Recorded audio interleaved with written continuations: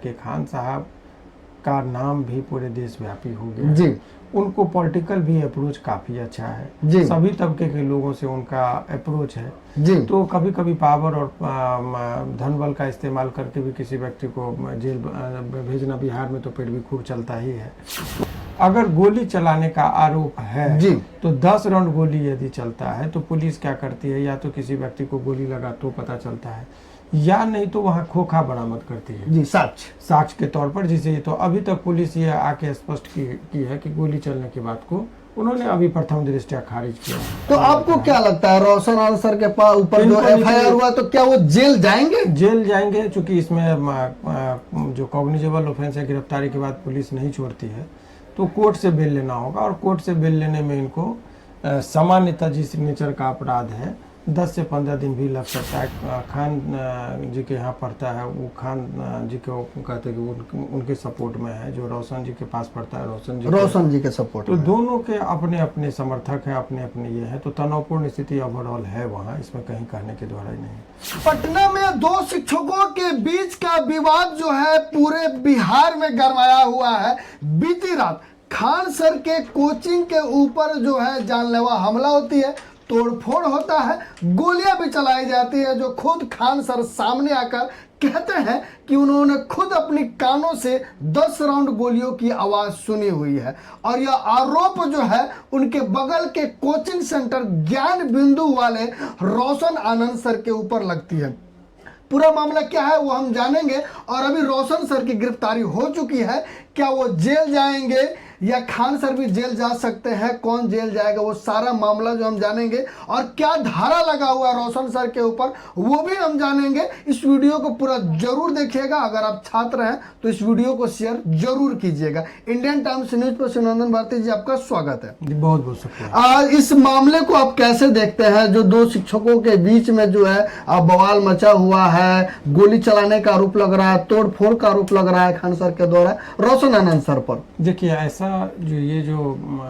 जिस तरीके से इस घटना को बताया जा रहा है जी, तो एक शिक्षक होने के नाते दोनों में से किन्हीं के लिए भी ये अच्छी बात नहीं है। दोनों की प्रतिष्ठा, दोनों बहुत ही प्रतिष्ठित शिक्षक हैं जी, और दोनों ने अपने मेहनत के बदौलत शिक्षा जगत में पटना में अपना नाम कमाया है, चाहे वो खान साहब हो और चाहे वो रोशन आनंद जी हो। दोनों की संस्थाएं अपने अपने जगह पे अच्छे ढंग से कार्य कर रही है। ये जी जी, तो ये दोनों के लिए ही बहुत ही खेद की बात है कि इस तरह की वारदातें हो गई।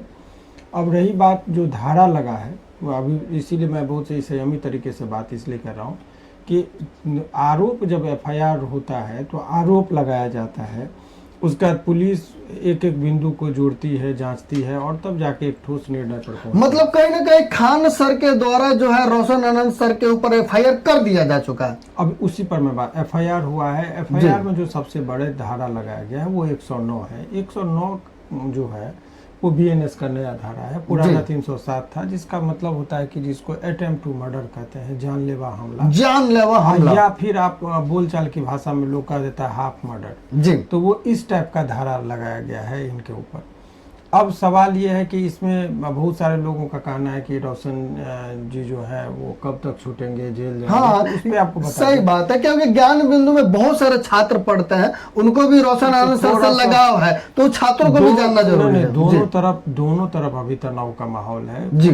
जो खान जी के यहाँ पढ़ता है, वो खान जी को कहते हैं कि वो उनके सपोर्ट में है, जो रोशन जी के पास पढ़ता है रोशन जी के सपोर्ट। तो दोनों के अपने अपने समर्थक हैं, अपने अपने ये है, तो तनावपूर्ण स्थिति ओवरऑल है वहाँ, इसमें कहीं कहने के द्वारा ही नहीं है।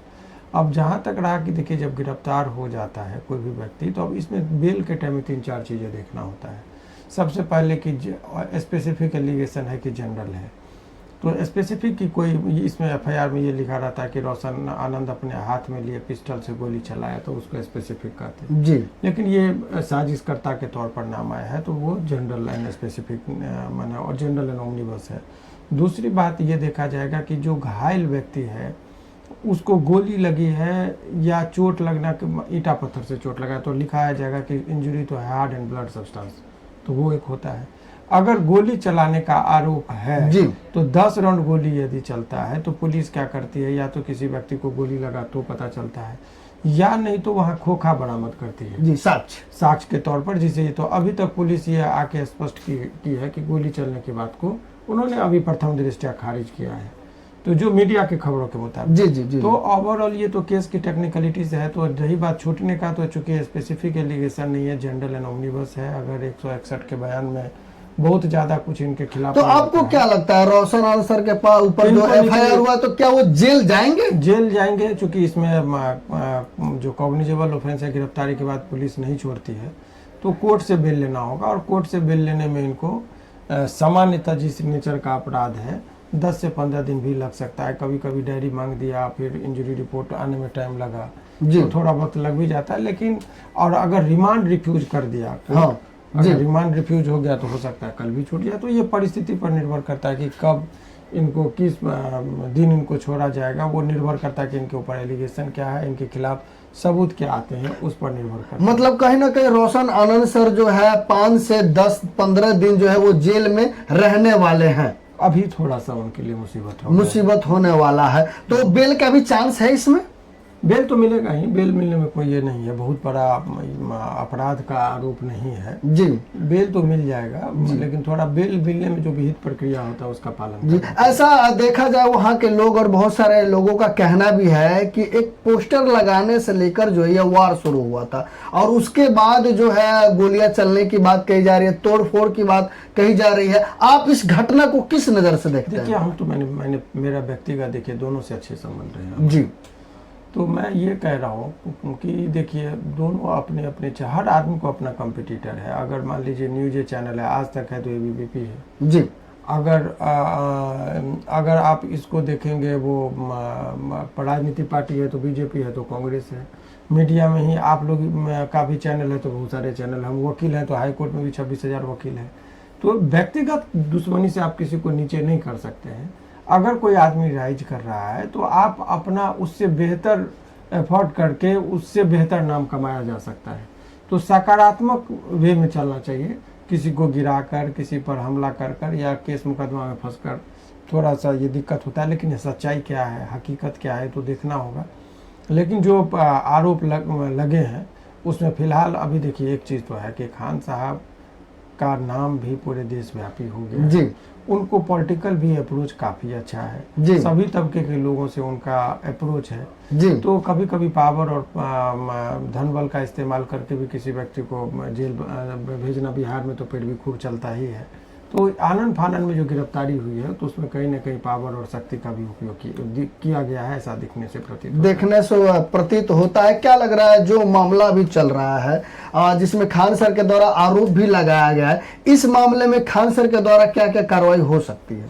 नहीं, आरोप लगा है, आरोप लगने के बाद तो उसमें अभी जेल चले ही गए हैं। अब वो गवाही होगी कोर्ट में ट्रायल होगा, ट्रायल के आधार पर ही सारी चीजें होगी, कार्रवाई हो सकती है। आपका क्या राय है कमेंट करके हमें जरूर बताइएगा, क्योंकि खान सर और रोशन सर को लेकर जो भी मामला चल रहा है वो काफी गंभीर मुद्दा हो चुका है और छात्र काफी परेशान है, क्योंकि मुसल्लमपुर हाट की सारी कोचिंग संस्थाएं जो है वो बंद हो चुकी है और छात्र परेशान है। आप इस वीडियो को शेयर कीजिए और आपका क्या राय है कमेंट करके हमें जरूर बताइएगा। हमारे साथ जानकारी साझा करने के लिए हाई कोर्ट के सीनियर एडवोकेट शिवनंदन भारती जी थे और मैं सुनील कविराज। आप देख रहे हैं इंडियन टाइम्स न्यूज।